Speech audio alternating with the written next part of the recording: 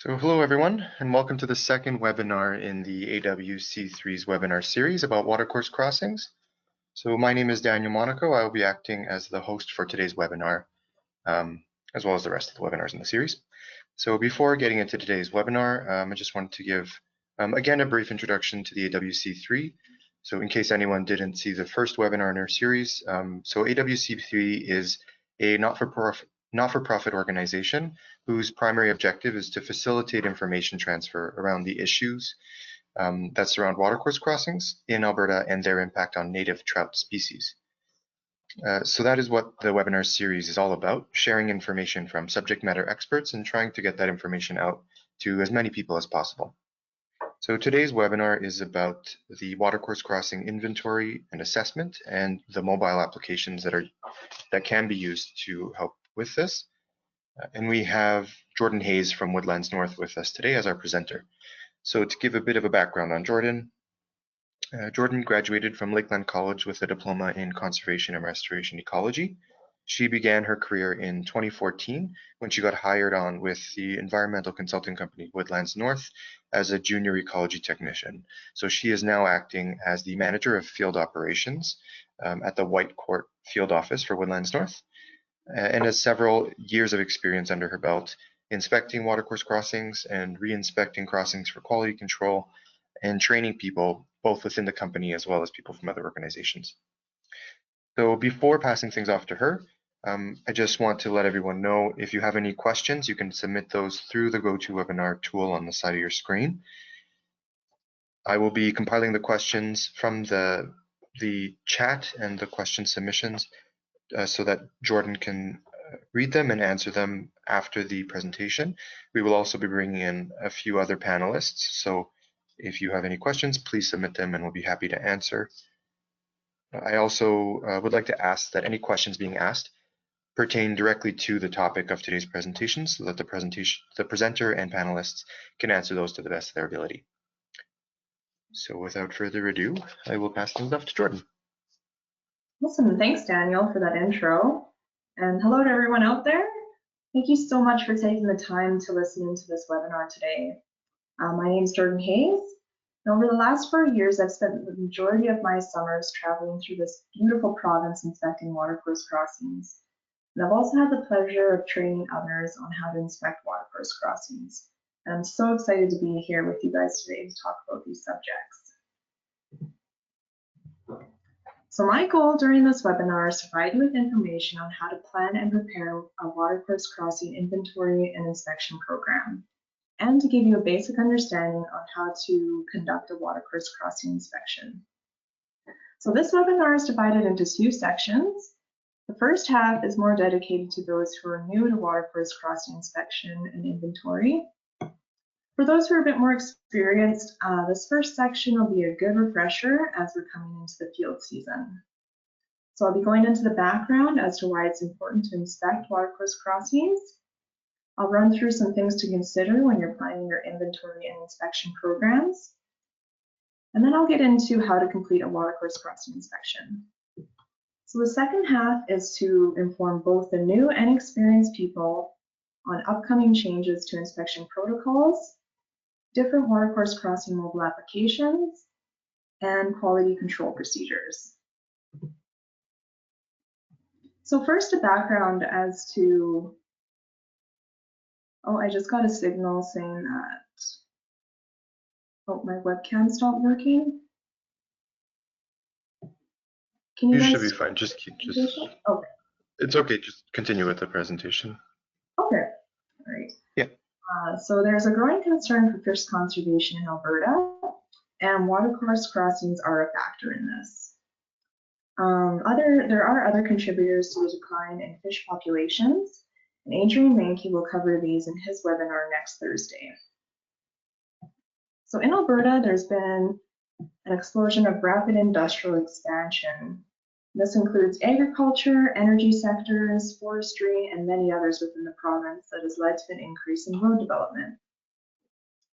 So just as an example, in this image, the red area represents the Beaver Creek watershed, and the green dots are barriers to fish passage. And as certain crossings are restored cumulatively, larger habitat stream reaches become connected to the Berland River downstream. So some roads and crossings are going in quickly with no consideration or just lack of knowledge on how to properly install crossings, and they are not being maintained. So over time we get crossings like this one. It was installed improperly, undersized, and not maintained. So now it blocks fish passage and is eroding, putting high amount of sedimentation into the fish habitat. In order to help reduce the decline of fish populations, the government has put out different acts, policies, and directives. One directive that deals directly with crossings is the Roadway Watercourse Crossing Remediation Directive. Wendy Gambardino covered this in her webinar, and the recording will be posted on the AWC3 website. So in this directive, it states that tenure holders must inspect all watercourse crossings for which they're responsible for and report crossings to AEP and AER. To fulfill the requirements of this directive efficiently and effectively, it's important to know first and foremost which crossings you're responsible for. Predicting crossing locations through geospatial analysis is one method of accomplishing this. So first you'll need a road layer to show what roads you need to be conducting your inventory on. Next, you will need a water layer that shows most of the watercourses in the province. And once you've compiled this data, you can use a GIS program to overlay these layers. Overlaying these two layers highlight the location of your predicted crossings. So having a spatial idea of the scope will help you to plan and prioritize your inventory and assessment program.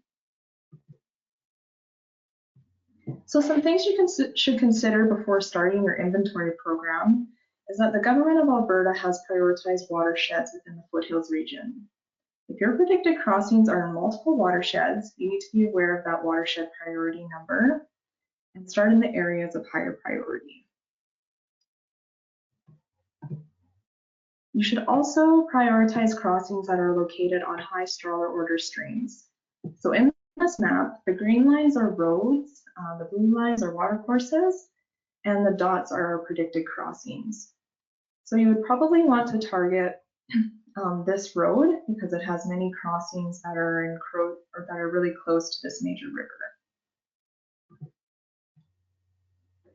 Targeting high density areas of predicted crossings will increase your productivity. Accessibility and safety should also be considered while developing your plan.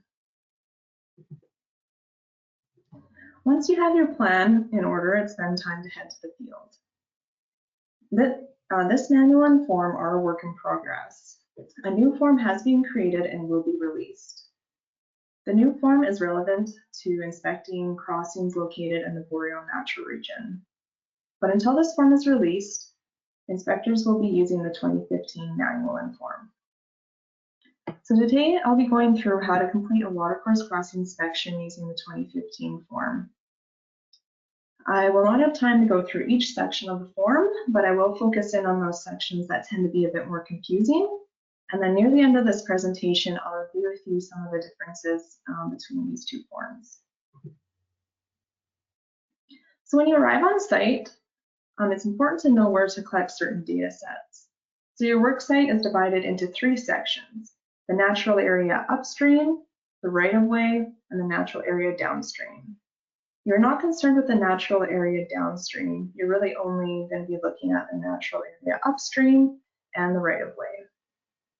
The right-of-way includes the road and the ditch line.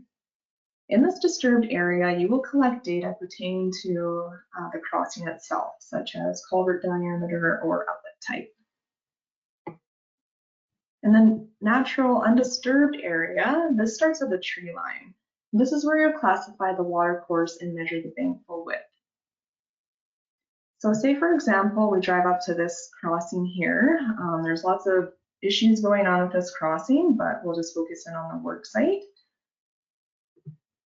So between the red lines is the road, and then between the red lines and the yellow lines, this is the right-of-way, the cleared area, and this is all still the disturbed area. And then beyond the yellow lines, that's where the natural area begins. right at the tree line. So sometimes we have right-of-ways running along other right-of-ways. In this example, we have a power line running along the road, but you could also have some pipelines running along your roads. So let's say our crossing location is here. The areas in the yellow circle, this is the disturbed area of the right-of-way of the power line and the road, sorry. And the green circles, these are the natural area. And it starts right at the tree line. So at the top of the watercourse crossing inspection form, there's some header information. It is essential to enter in the coordinates of the crossing location. To help ensure your coordinates are as accurate as possible, you need to record the UTMs while you're on site. The next section of the form is watercourse crossing classification.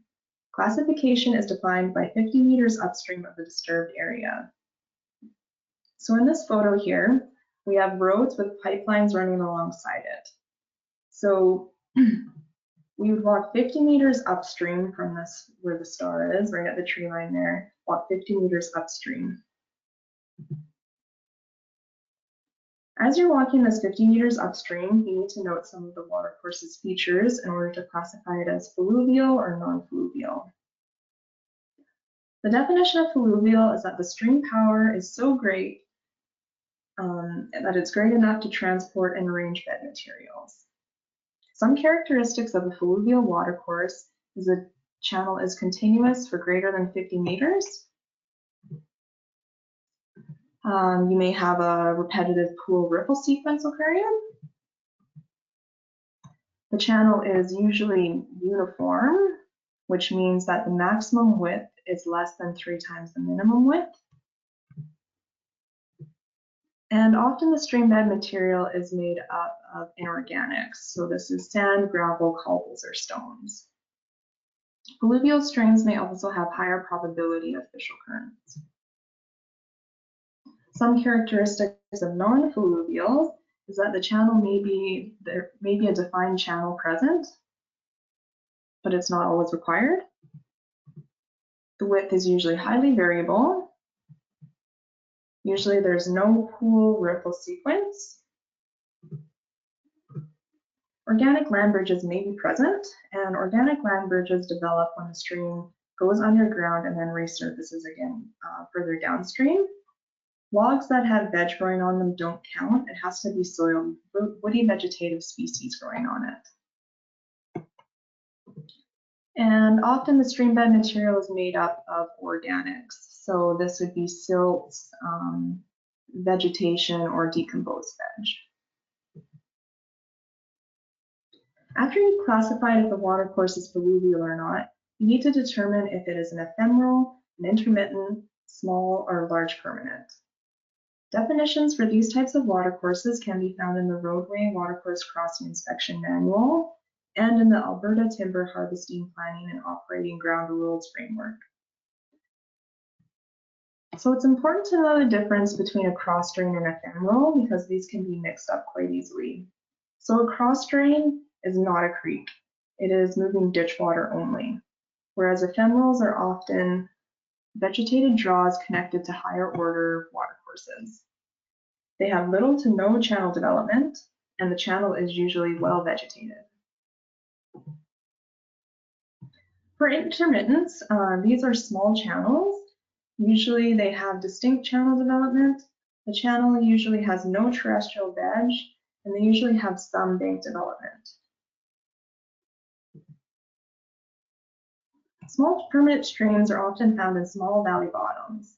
They have well-defined banks and channels. And the bank full width is between 70 centimeters and 5 meters. Large permanent watercourses are major streams or rivers. They have a well-defined floodplain. Bank full width is greater than 5 meters. So before I move on from classification, there's just something that you should know that there's been a lot of effort that's gone into making this process as defined as possible. However, each stream is just so unique from one to the next, and they don't always fit neatly into categories. So view stream classification as a best fit management a best fit judgment based and weigh out the evidence. Bankful width, so you're going to be measuring this, and it's the point at which the water breaches the banks and flows into the floodplain. This can be roughly equated to the rooted width. Rooted width is the point where the terrestrial type vegetation begins. So you measure this in the undisturbed area. You take the measurement at a straight section of the stream, and if it's unsafe to measure, you can estimate and just indicate that on the form that you estimated the measurement. Next is the type of crossing. So for bridges, you can have a temporary bridge or a permanent bridge. Permanent bridges will have permanent infrastructure associated with them. So there'll be pilings, wing walls, or abutment walls, whereas temporary bridges don't. For different culvert types, you can have a single culvert, multiple culvert, a culvert or open bottom culvert, also known as an arch, log fills, a ford, a suspended crossing. So this is when the crossing has been moored temporarily, and usually that crossing will be placed alongside the road. You could have a reclaimed crossing as well. This is when the structure has been removed permanently. Next, you need to evaluate erosion, and this is done in the disturbed area. So you're assessing erosion around the crossing itself, not in the natural area, because there is natural erosion occurring sometimes in the natural zone. So just around the crossing itself. Then you need to indicate the source of the erosion. So you could have bank slump, ditch gullies, could be coming off of the bridge deck, the road surface, fill slope. So this is the slope above the culvert, or other. An example of an other would be if the abutment wall is starting to fail on a bridge, that could be a source of the erosion. And you could have multiple sources, so check all of that apply. Next, you need to evaluate if the erosion extent is low or high. For low, this means that the stream bed material is not in direct contact with the stream. For high, the eroded material is in direct contact with the stream.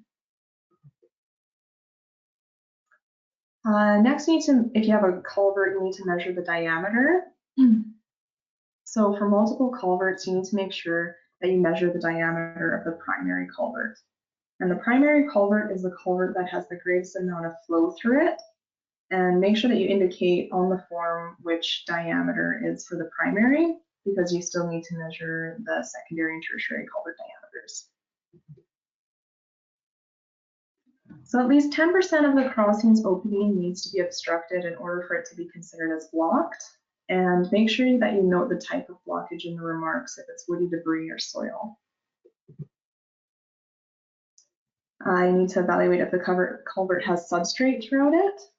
For potential, you may not be able to assess this if both ends of the culvert are crushed or if the water is very murky.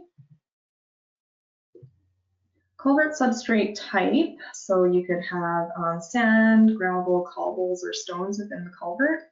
And then you need to indicate how far that culvert substrate extends into the culvert. And this is evaluated from that outlet of the culvert.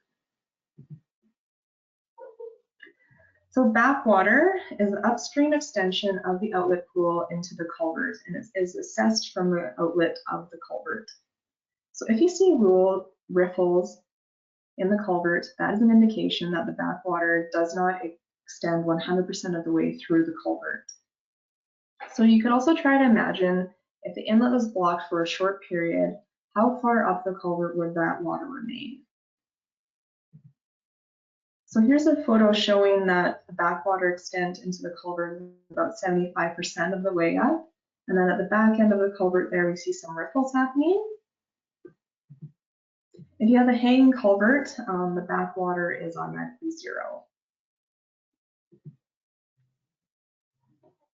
To assess culvert slope, you need to get down and look through the culvert to see the light at the end of the tunnel. If the light is centered, that means that the culvert is level. If the light is not centered, that means that the culvert slope is too steep. Backwater and culvert slope usually go hand in hand. So if there's no backwater in the culvert, that's usually an indication that the culvert slope is too steep. And sometimes culverts become bowed in the middle, or the culvert begins to collapse. And this is where the term vertically bent comes from. So for outlet type, it's all dependent on where that bottom lip of the culvert sits in relation to the stream bed and the water level. For an embedded culvert, the bottom lip would be below the stream bed. And just as a next side note for this photo, the culvert is only embedded about 15%, and best management practices state that the minimum requirement is at least 25, should be at least 25%.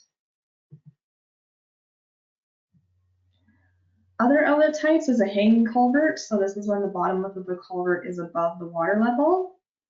And for submerged culverts, this can be a little confusing to people, I think, just because of the word submerged culvert. You think the entire thing is submerged underwater, but that is not the case. It is where that bottom lip of the culvert, it's not embedded into the stream bed, and it is not above the water level. So it's not hanging or embedded, so it'd be considered submerged. To get the outlet gap score, you need to measure the outlet gap. For hanging culverts, it's measured from the lower lip of the culvert to the top of the water level. Outlet gap for a submerged culvert is also measured from the lower lip of the culvert to the top of the water level, and then this is recorded as a negative value. Next, you need to measure the pool depth, and this is measured just downstream of the culvert, and it's measured from the surface of the water to the substrate. If the pool depth is variable, then take an average. And then to get your outlet score, you add the outlet gap and the pool depth. The lower this number is, the better it is for fish passage. So the risk is an extremely important field call to make, and it can sometimes be subjective. You need to give a risk rating to the crossing and evaluate whether it has no fish passage concerns, some fish passage concerns, or serious fish passage concerns. This flowchart can be found in the manual. I'm not going to go through the entire thing, but I will give you a quick summary. So for a crossing to receive a risk rating of serious concern, the blockage would be over 10%. The outlet score could be is over 10 centimeters, and there's no backwater throughout the culvert, and the slope is greater than the slope of the stream bed. For it to get some concerns, the outlet is not embedded and the outlet score is less than 10 centimeters, and or there's no backwater, but the culvert slope is level and uniform with the stream. Photos and comments are extremely important. For your photos, you want to take really high quality, meaningful photos. You don't want to be sending photos like this one to whoever's on the back end managing the database. So always check your photos before leaving the site. The most important photo that you will take is a photo of the outlet facing upstream. This means you'll be on the downstream side of the crossing and you'll be facing the crossing. This is typically the area that poses the greatest risk to fish passage. And the last section on the form are comments, and comments are just as important. They need to be concise and thorough. And I just want to make a point about safety before I move on. So never put yourself at risk when doing an inspection. You can always estimate measurements or come back when the conditions are safer.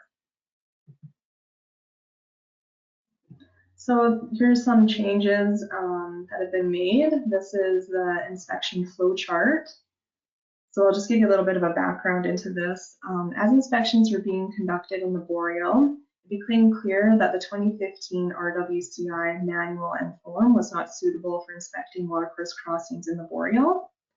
The boreal region has a much flatter landscape with hydrological patterns that are different from the foothills. So to accommodate for these differences, low gradient streams have been integrated into the watercourse classification system. So an inspector will use this flow chart to decide what kind of system it is. High gradient streams are those that typically show signs of fluviality and should be assessed using the RWCIM manual and form. Watercourses that do not show signs of fluviality are low gradient systems and will be evaluated using the Boreal inspection form. So here are some differences you'll find on the new Boreal inspection form. So for stream classification, fluviality in these systems is not a good indicator of whether or not the water body is potential fish habitat. So instead, you need to look at whether or not the stream exhibits signs of an active channel. An active channel is considered to be permanent enough to support fish species. For stream width, since the channels tend to be less defined in these systems, you'll measure the bankful width and the active channel width, both upstream and downstream of the crossing. Fish pest concerns on flatter landscapes are usually more related to blockages rather than erosion, since the water velocity is so slow. So you'll be required to collect more detailed information on blocked crossings. So mobile apps, they're a really great tool to incorporate into your inventory and assessment program. They have the potential to make your assessment process more efficient, improve data quality, and are excellent for keeping your assessments organized. There are two different kinds of apps for crossing inspections, apps that you can download for free or apps that you can purchase. Free apps usually don't require any training and anyone can use them. Apps that are purchased are usually for trained professionals to use. One app that you can download for free is the Alberta Watercourse Crossing Inventory app.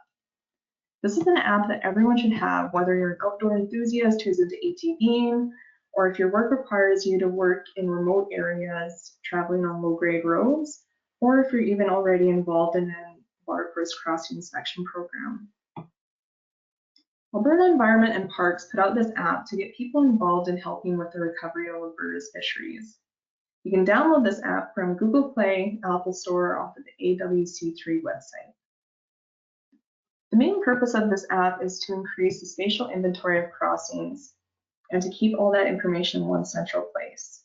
And there's a high number of crossings that are out there, so the government needs to utilize citizen science to help increase the inventory. There are two types of forms within this app. There's the shorter form, which is available to the public, or there's a larger, more detailed form for regulators and trained members of special interest groups. When you use this app to record crossing data, it is sent directly to the government. There are other free apps from service providers out there, and you can also purchase apps from third-party service providers, or you can have them create an app for you that is specifically designed for your inventory inspection projects. Just be sure that it is from a service provider that is recognized and approved by the GOA. Quality control, or QC. This is when you check over data looking for any errors and making corrections. It is a process that helps to ensure high quality data is being collected. Sorry. Oh, and I just realized that I spelled quality wrong. So this just highlights how important it is to make sure that you have people checking over your work. Okay, so quality control for inspections, it starts with having a good training program and completing a full training session with a qualified individual. Usually training sessions are 1 to 2 days with a field component. Number 2 are applications that are integrated with rules to help check mistakes before leaving the site. 3, doing a desktop review of the data will help catch any of the mistakes that the assessor or the app missed. And 4, most importantly, sending out a qualified professional to the field to check over other inspectors' work will help to ensure the data is being collected in a concise manner. So having a QC process will increase the integrity of your database, and without quality data, the whole system collapses. So every inventory project should include a QC component to it. And I'd just like to say a quick thank you to AWC3 for inviting me to be a part of this webinar series. And thanks so much to all of you for taking some time out of your day to listen to this. I hope you found this information useful. This webinar is only a small part of a large series of webinars, and there are some really amazing speakers lined up to talk about some really important and interesting subjects. So I'd highly recommend listening to those ones as well. And thanks again. That was great. Thank you, Jorden. Welcome. So now that the presentation is done, we'll move on to the Q&A period.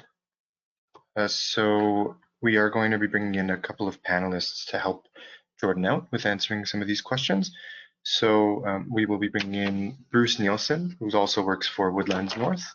So Woodlands is one of the main service providers for providing watercourse crossing inspections. So we have lots of experience in that. So Bruce will be joining us, as well as Javid Iqbal, who works with us with Woodlands North as well as a programmer. So he's worked a lot with managing Woodlands' internal mobile applications. So he has an inside view of how the data comes in and how it's managed and all those things. So Bruce and Javid, are you with us? You bet. Yes, hi. Great. So we'll go through the list of questions that have come up so far, and then I'll pass things off to whoever feels the most equipped to answer the question. So the first question here is, how long does it take to complete a watercourse crossing inspection?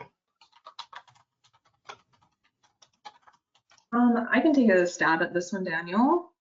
Sure. So, Thank you. Yeah, usually it depends on the watercourse type. So watercourses that are considered fish habitat take a little bit longer because you have to collect data about fish passage. So it can take around 10 to 30 minutes. I guess also it depends too on the crossing itself. So for a simple culvert, that only takes about 5 to 10 minutes. For a multiple culvert, it may take a little bit longer, or if the culvert's hanging too, that might take a little bit longer to inspect those ones. Great, thanks. Next question on the list. Can you collect more data during an inspection, or should you only collect the data that is listed on the form that you spoke about? You can collect more data. The fields that are on the form are just the minimum requirement that you need to collect at each site. So some crossing owners like to have more information about crossings, maybe for remediational purposes. So some other things you can collect is like the bridge length or culvert length, stream depth, things like that.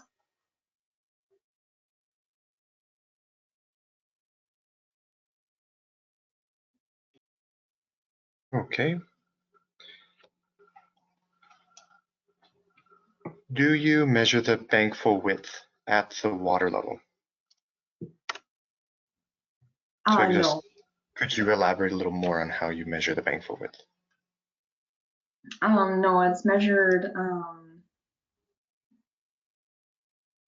It's measured at the root width, so you'll see like a changing vegetation, and usually this is where you'll see that the watercourse starts to go over the banks into the floodplain.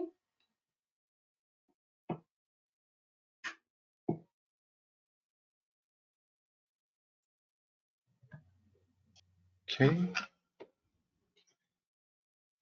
For classification, what if you were to see a fish in the stream? Then it would be classified as a fluvial, or with the new inspection form that's coming out, would be an active channel. Right. So I guess what you're saying is, if there's any uncertainty of whether or not it is considered fish habitat, if you do see a fish, then automatically consider it fish habitat, right? Yeah, exactly. The next question here is, how many crossing inspections should be completed in one day? Understanding that a boreal road is very different from a foothills road, what is an estimate for each area roughly?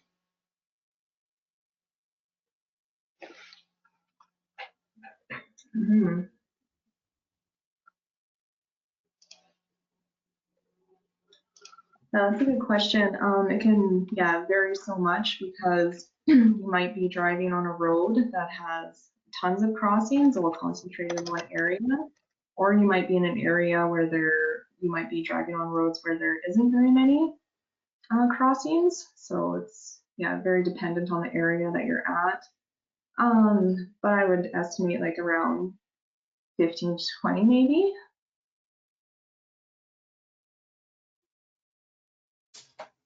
For a 10-hour workday, I guess. Okay, great. Can you comment on the accuracy and legitimacy of the layers, such as the road layer and the streams layer that you use to plan for site assessments? So maybe instead of Jorden answering this one, Javid, would you be able to give us a bit of information there? Sure, thanks, Daniel. So different sources of data have different accuracy levels there, and most of the data sets that are out there with GOA or with Altalis or with ABMI, they are basically photo interpreted data sets there, either for streams or even for roads. So they have an accuracy between 1 to 30 or 40 meters there, based on what the source is coming from. One important aspect here is for planning purposes, you can use those to know the locations roughly, but then boots on ground definitely helps in more detailed information. And the accuracy level that are coming from the apps is between 3 to 15 meters, and it depends if you are using certain dongles along with the mobile device that can help improve your accuracy levels. I hope I have answered the question there.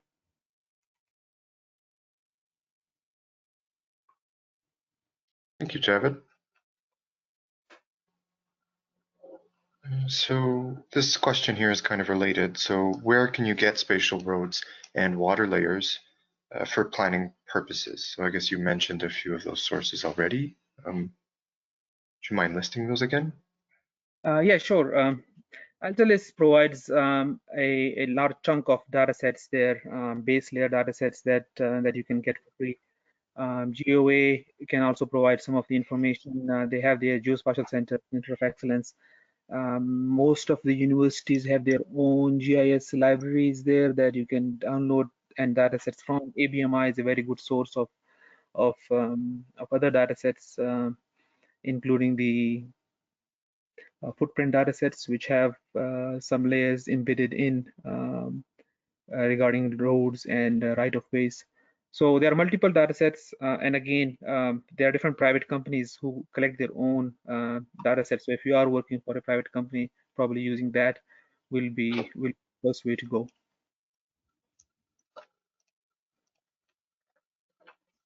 Okay, great, thanks. So the next question on the list. Does anyone inventory cross drains and what is done with this data? So maybe Jorden can grab this question. Sure. There are some companies that do want to inventory cross drains, just mainly for liability and safety purposes. They want to make sure that there isn't any blocked cross drains out there when the road is flowing over the crossing. So for maintenance purposes, there are some companies for sure that inventory those, but lots of companies don't, and they are sometimes accidentally inventoried. So like I was saying before, it's just important to know the difference between a cross drain and a ephemeral, because those can get mixed up really easily. So just make sure that you're looking at where the source of the water is coming from. If it's coming from only the ditch, then it is a cross drain. And if it's coming from the natural area, you'll usually see some water-loving species like willows and sedges and things like that. So make sure you put those in as an ephemeral. Great, thanks, Jorden. So the next question here is there an allowable error on the field measurements that are taken on the culvert or bridge crossing? That is, if you say a culvert is 1,000 millimeters and it's actually 1,200 millimeters, is there any feedback or penalty to this?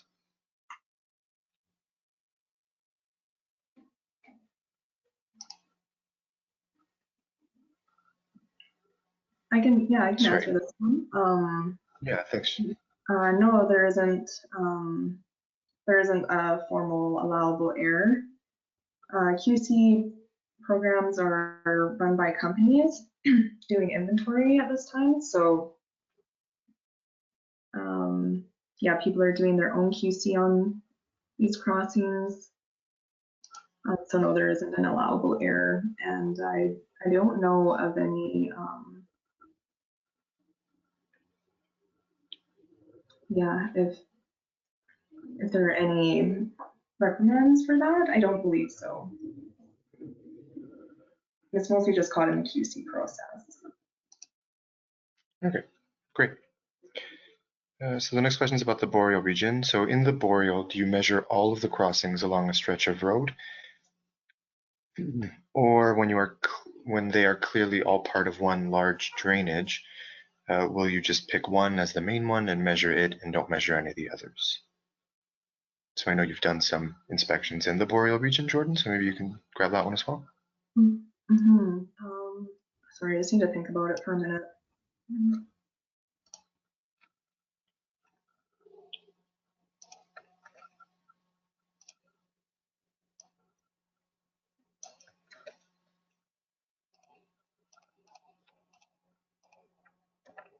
So yeah, sometimes it's difficult to tell this when you're out in the field.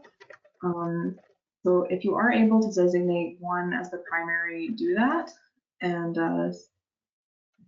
spatially locate it and describe all of the others at this time. So yeah, maybe if you see one as the primary, record all the information at that one, and then for those others that you're seeing that on that same waterway,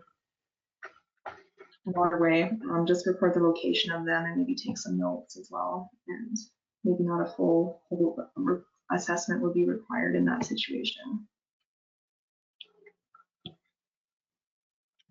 Great, thanks. The next question here is, where can I find the inspection manual and inspection form? So that's something I can answer. So there was a presentation done on Tuesday by Wendy Giambardino from AEP, and she spoke quite a bit about these documents. So the inspection form, the inspection manual are both available online on the AEP website. So if you just search on the web, Alberta Watercourse Crossing, or WC, Roadway Watercourse Crossing Inspection Manual, it'll come up as a PDF, and the inspection form is embedded in that PDF of the manual. We will also, we'll be posting the answers to these questions, so I'll provide a link to the inspection manual there as well. So the next question is, time of year could impact the results of an inspection. Is there a preferred time of year to conduct inspections? Jorden, I've been passing all of these off to you, but can you answer that? Sure. So it shouldn't. Well, obviously you don't want to be doing inspections in the wintertime. That makes things quite a bit more difficult. I'd say the preferred time would be more so the summer, or even like the beginning of the summer.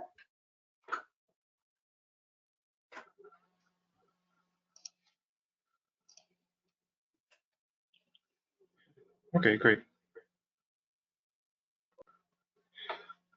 Sorry, just lost my place. Give me 1 second. So is the app for inventory only, or is the app also used for inspections? So I can maybe answer this one.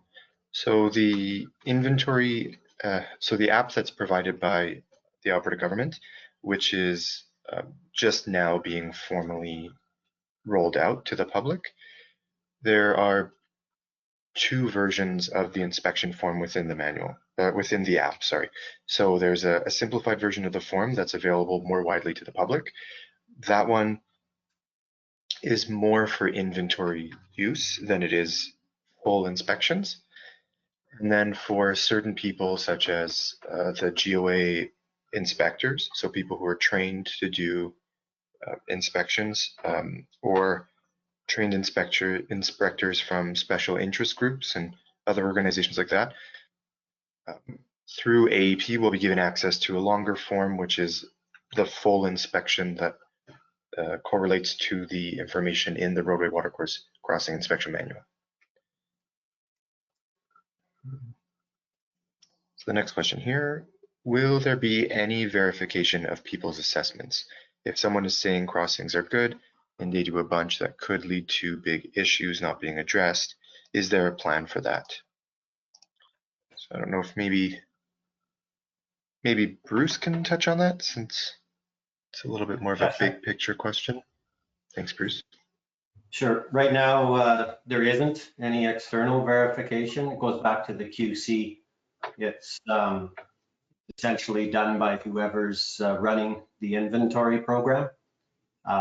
It is the intent and the goal of the GOA to not be inspectors of crossings in the future and to be more of an auditor of the information that's used in the restoration planning process. So currently, government is out, they do their own inspection programs on different companies. They're not re-inspecting that I know of other people's data at this time, but it's their goal that they will become more of an auditor of this information rather than inspectors. So at this time, no, there is not.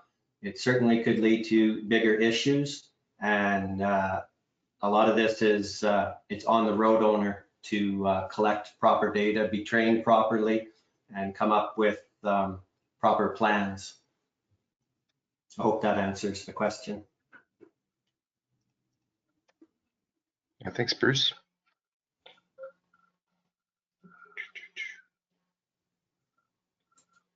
Okay, so the next question is, you discussed the difference between the boreal region and the foothills crossing. Are there current legislative requirements only for the foothills region? So sorry, I misread that. Are the current legislative requirements only for the foothills region, or does it span both areas? When do you predict the boreal region inspection process to be complete?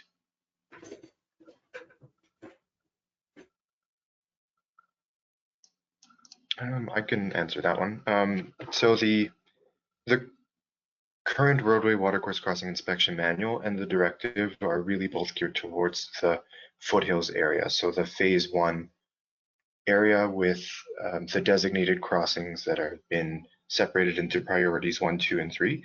So that really is the foothills. So the requirement right now is to inspect and report on non-compliances within the foothills region.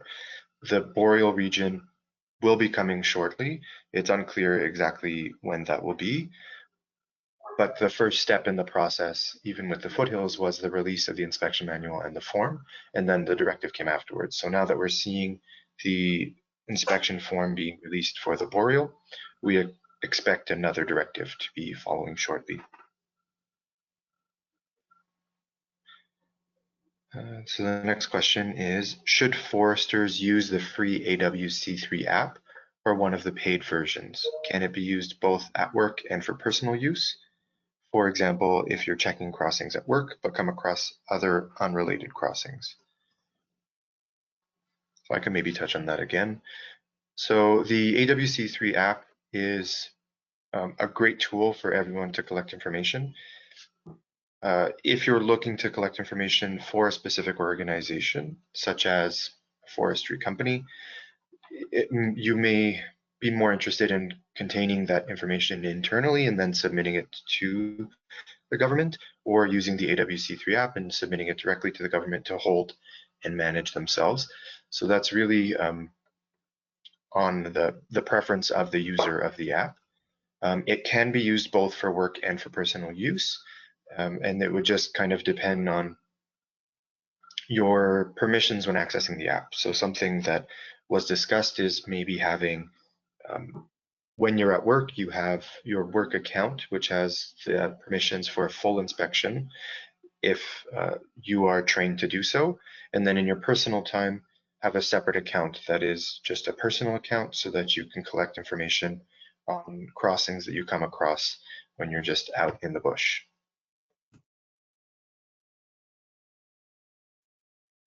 So the next question here, and is training recommended to use the app? So I think I kind of touched on that already. I'll just kind of reiterate. So training is recommended for the full form. So for the general public, there's no training needed. The app itself actually has information on each of the fields to be collected. So when you're looking in the app, each of the attributes has a little icon beside it that you can tap on, and it'll open up a little window with some information. So the intent there is to have as wide a reach as possible. So the app is very much simplified so that anybody can use it without the need of training. If your requirement is to complete a full inspection, then training is required for that. The next one is, what is a dongle? So yeah, I guess we can kind of explain that. I don't know if maybe Javed, you want to touch on that since you deal with a lot of our technology side of things. Sure. So I spoke about dongle. Dongles are exterior devices that can be hooked up with the mobile device, either a phone or a tablet. In the field, usually it hooks up through the Bluetooth.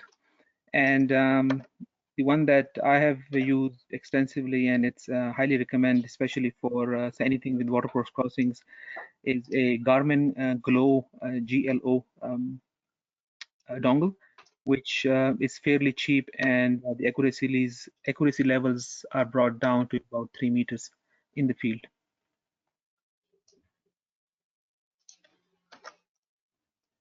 Great, thank you, Javed.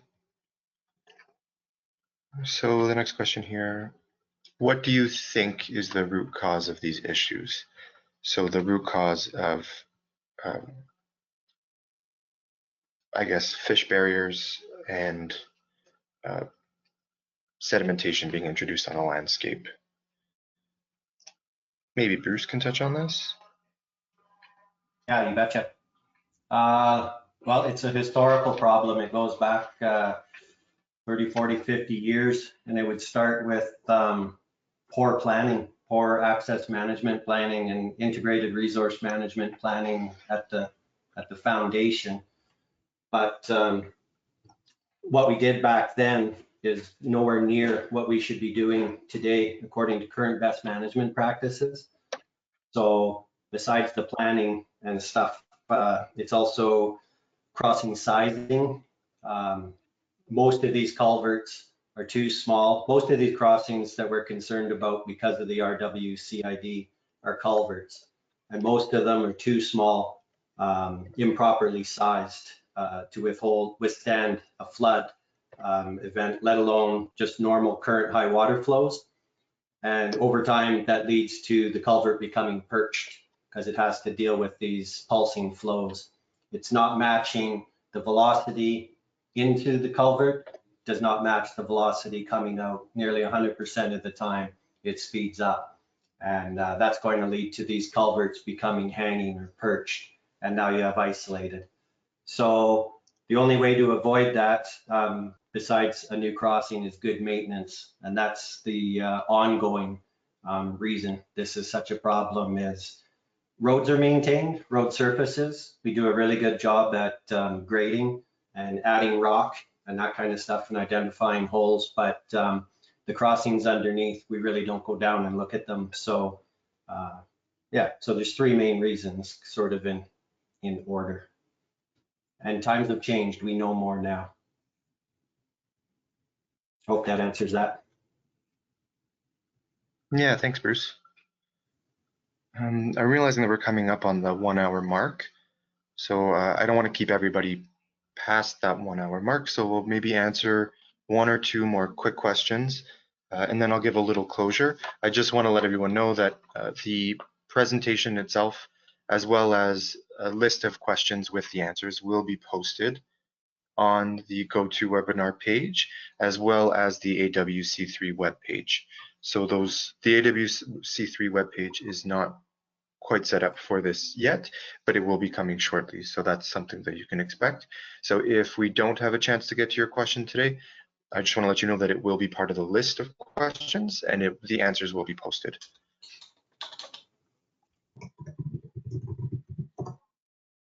So this next question here, what is the recommended inspection frequency? Knowing that there are flood events every year, would this change the frequency? So maybe Bruce can touch on that again. Reinspection is, yeah, that has not been settled on right now. There has been, the words of annual reinspection have been issued and they've also been argued, I could say. Right now, all you have to do is inventory and report on your crossings. I'll give you my own opinion. If they're high risk, then what's the point of inventorying them a second time? They're high risk, they need to be fixed if, for fish passage. So from your own safety and liability point of view, that's a company decision to be made in terms of these very regular Q50 flood events that we're having several a decade now. So myself, I would, any crossing that is, I'd say medium risk and could become a high risk soon, I would plan on looking at that one in the next few years after you look at it initially.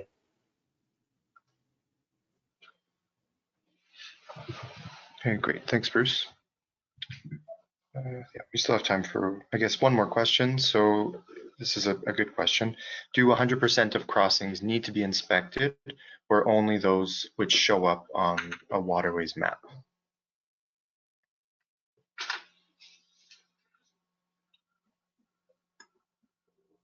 Hi, I can take that one, Daniel, if you like. Sure, thanks, Jorden.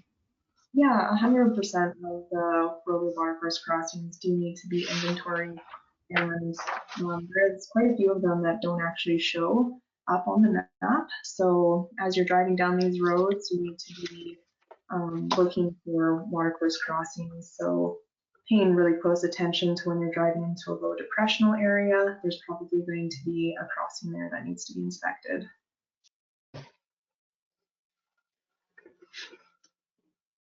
Okay, great. Thank you, Jorden. So we are coming up on that 1 hour mark. So I'd like to just thank today's presenter, Jorden Hayes, and as well as our panelists, Javed and Bruce, for answering those questions. So thank you to everyone for attending the webinar, and we hope that you'll join us for some of the other presentations over the next 10 weeks. Our next webinar in the series will be taking place next Tuesday, April 28th, where we will have Adrian Minke presenting about the state of Alberta native trout species. So it should be a pretty interesting talk. If you enjoyed this webinar, I encourage you to have a look at the other webinars scheduled as part of this series on our GoToWebinar page and register for some of those other presentations. Thank you again to Jorden for presenting to us today, and I hope to see all of you attending some of the other webinars. Stay safe and have a great day.